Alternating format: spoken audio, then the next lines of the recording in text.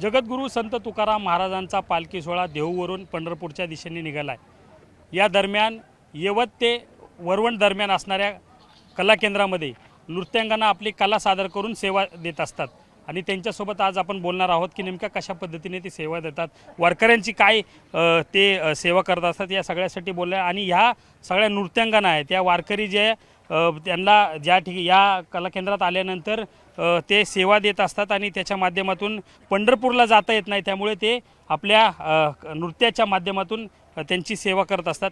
काय तुमची आजची भावना आहे की तुम्ही?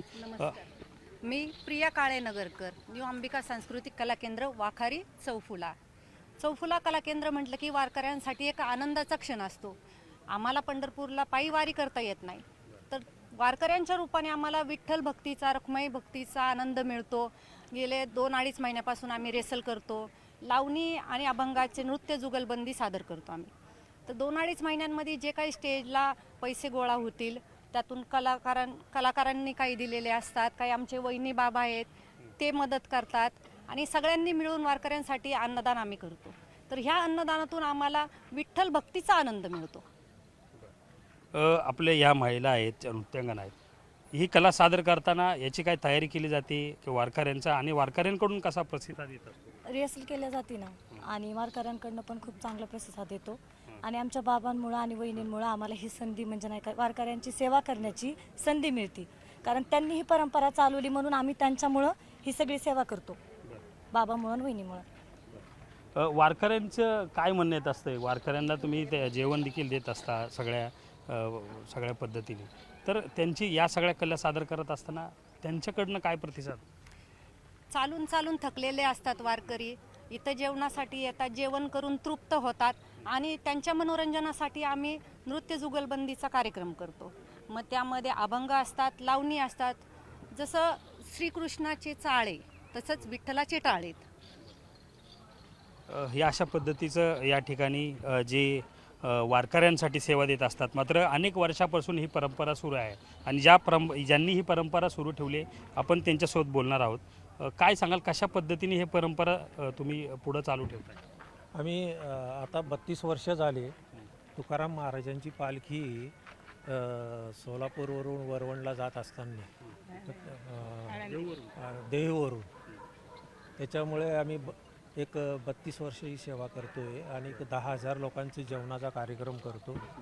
लावणी आणि अभंग हा कार्यक्रम आम्ही सारखा हर वर्षी दाखवतो, त्याच्यामुळे वारकरी लोक आनंदामध्ये राहतात आणि त्यांची सेवा करण्याची संधी आम्हाला मिळते।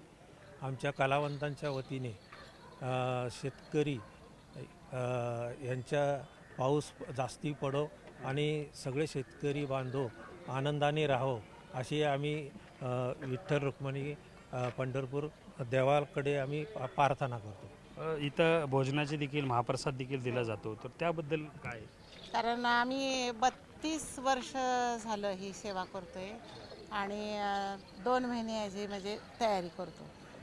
आळंदीवरनं ज्या पालख्या निघतात ते तुकाराम महाराजांची पालखी आमच्या यवतमध्ये येते, त्यानंतर आमच्या कला केंद्राच्या दारावरून जाते। तर मग ही आमची म्हणजे आमचं म्हणजे भाग्य आहे की तुकाराम महाराजांची पालखी आमच्या इथून जाते आणि आम्ही इतकी प्रामाणिकपणे सेवा करतो की काय सांगायचं आहे। आम्ही तो एकदम छान सेवा करतो आणि सगळे कलावंत बघितलं तुम्ही आता सगळं काय झालं आहे ते, आणि ह्या आशीर्वादामुळं आज माझं कला केंद्र काही गोष्टी शासनाने आता मानधन वाढ केलेली आहे डबल, तर मला तर विठ्ठलाने हा प्रसादच कलावंतांसाठी दिलेला आहे। प्रशासनाचं मी खरंच आभारी आहे, महाराष्ट्र शासनाचं खरंच आभारी आहे। कलावंतांसाठी त्यांनी जे केलं ते योग्यच केलं। आपण जर पाहिलं तर वारकऱ्यांचा जे काही वारकरी आहेत ते या ठिकाणी आपले देहूपासून निघालेले हे वारकरी पंढरपूरच्या दिशेने जात असताना त्यांना काहीसा मनोरंजन आणि या ठिकाणी भावनिक जे भक्तीचा वातावरण जे आहे ते या कला केंद्रामध्ये आपल्याला पाहायला मिळते। कॅमेरा पर्सन प्रशांत मोहिसेसह सुमित सोनोने, न्यूज 18 मराठी, चौफुला।